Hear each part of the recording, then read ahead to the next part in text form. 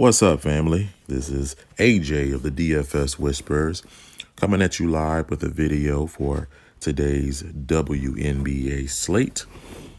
Man, last week was pretty crazy, but this week is a new week, new opportunity to catch that bag. So without further ado, I'm going to try to make this a quick video. Let's go ahead and get right into it. The service or the tool that I'm using here is Draft Dashboard.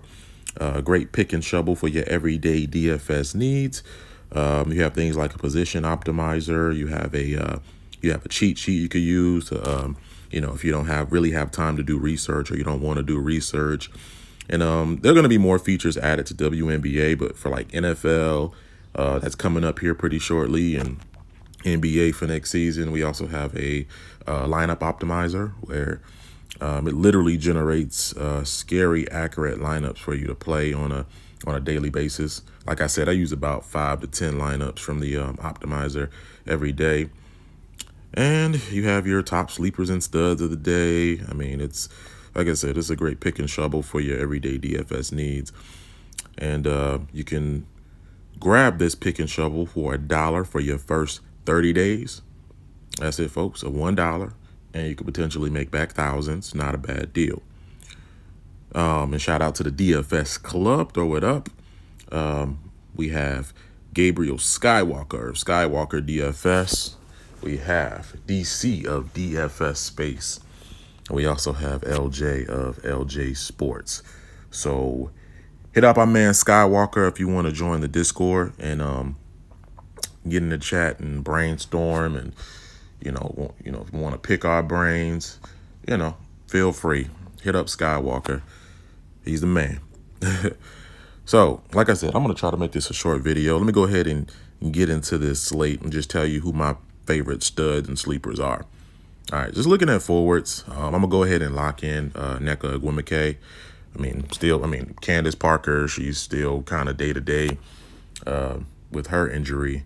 And Nneka, she's been balling out the gym since Candace has went down, and like expected. And she's playing the Atlanta Dream. My sorry Atlanta Dream. Man, we sorry. And right now we're last against forwards, so I expect Nneka to do more of the same, like she's been doing. So, she's been scoring anywhere from 30 to 40 DFS points. I know on Draftkings, I think she had even one 50 burger. Just double checking here. So I picked her on it was the last slate against New York. She dropped damn near 50 burger. She had put up 47. So she's been balling. I'd even keep my eye on her sister, Chenny, as well at 9.9. But I'm more higher on Nneka just for consistency. Her price tag is up there, but I'm willing to pay. I'm willing to lock her in as one of my primary studs. I'm sorry. Atlanta last against forwards. I'm rostering her. Next stud is Natasha Howard. She's my next stud forward. Ever since, and if you guys been sleeping under a rock, there's been this whole little domestic dispute she's been going through,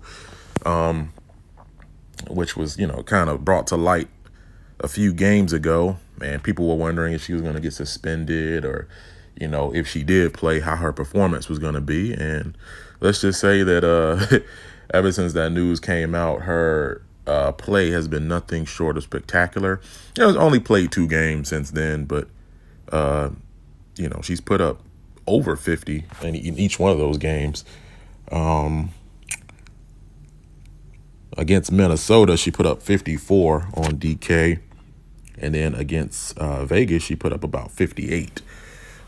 So, I don't know if she's playing with a new motivation or like she's trying to run away from something. But, hey, if she's going to continue playing like this, she's playing, and, we're not point chasing here. She's playing Vegas, and she's actually in a pretty good matchup. They just played, so that's where she put up the 58. Actually, her and Cambridge, they apparently ball out when they play each other. So which brings me to Cambridge. As you can see, these are my top 3 stud forwards here. Wnba, Howard, and Cambridge. So I'm locking in these three. Cambridge, I mean, Aja Wilson, you know, reportedly she's going to miss probably a few weeks behind her ankle sprain. So I'd go ahead and lock in Cambridge because she's, you know, now her usage and minutes most likely go up. Well, they do go up, not most likely, they do go up. And as you know, in the last game, she came through. She put up almost 50. She put up 47 to be exact on DraftKings. So I wouldn't sleep on Cambridge. I also wouldn't sleep on Dearica Hamby as well. Let me see. Listed it. She's at 6'3" now on DK, which some people might be like, she's kind of priced up now. I mean, for 6'3", let me put it like this, because last game she played 38 minutes. And I'm like, if you play 38 minutes, I mean, you have to kind of just walk into value. And mind you, she had a pretty bad game. Like, it was one of her bad games. And on DK, she still ended up putting up 27. So imagine if she has a decent game. I mean, in 38 minutes, that's a lot of opportunity to accrue some stats. So I'm going to keep a close watch on Dearica Hamby. Like I said, some people may not. She was at that, 5'2" price tag, if I can remember correctly. But she's at 6'3" now. I may be still willing to pay that.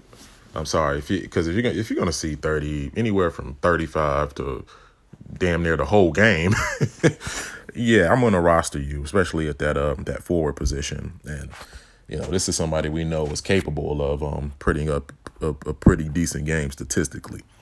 So I got my eye on Dearica Hamby. All right. And as far as guards, I was loving Chelsea Gray. She's kind of priced up now at 10-4, but I got my eye on Leilani Mitchell because, as we know, with Phoenix, their guards, they have a guard situation right now. Obviously, Taurasi, she's still day-to-day with her back injury. They're not trying to rush her back. And Essence Carson has officially been ruled out. So that's kind of opens up some play at guard. So you may see extended minutes from Leilani Mitchell more than likely. And Leilani, she's kind of priced up too at 7.5, but that may be a price tag that I'm willing to pay but Leilani could potentially ball out today, and I would not put it past her because last time she played Indiana, she did ball out. She put up about a 40 burger. And so now she's in a position where she's kind of gonna have her time extended, and she's gonna get more usage. I wouldn't sleep on any of these Phoenix guards. I mean, you might want to keep a close watch on Brian January. She could come out. I'm not the biggest Brian January fan, but like I said, usage in this game is gonna go up for the Phoenix guards. Keep a close watch. I mean, she can play 30 minutes and only get you 12 to 15 fantasy points, but I just say just keep an eye on her. And Sydney Colson, she's actually game time. If she doesn't play, I would have to keep a close watch on Tamara Young as a good sleeper play at guard. She's at $5,300 price tag. So if Colson is ruled out, that may open up some more time for Tamara Young on Vegas. So be careful. And also kind of jumping back to LA. I know Raquana Williams, she's still undergoing her suspension. Alana Beard is out.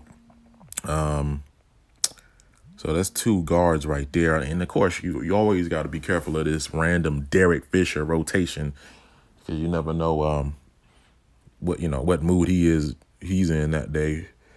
I don't know how this man does his rotation. I think he just goes based off of who had the best lipstick on that day or who had the nicest outfit. I don't know. Like, this dude, sometimes he just randomizes his rotation and it just messes up all of your plans. But hopefully that doesn't happen.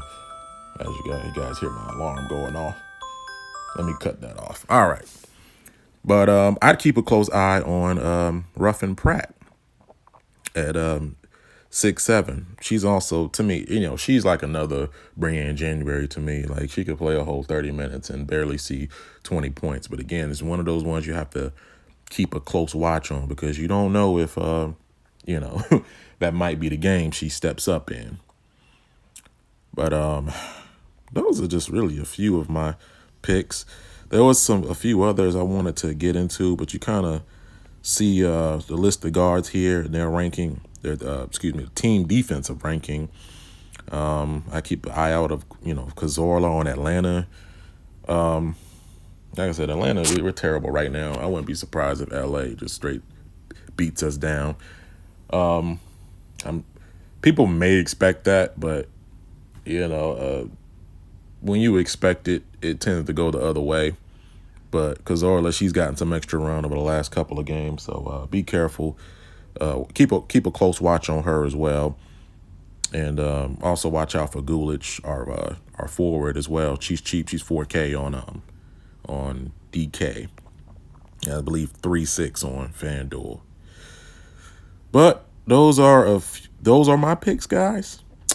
So like, comment, subscribe if you haven't already done so. Welcome to our new listeners. Man, I know this WNBA season has kind of been up and down, but hey, we're gonna catch that bag before it's all said and done. Number 1 GPP takedown coming soon for the squad. So we'll let you guys know when it happens. And as of right now, we do wish each and every one of you a nice hefty bag. Let's go out there. Let's get it. Again, shout out to the DFS club. And you know what else? We out here. Whisper Squad.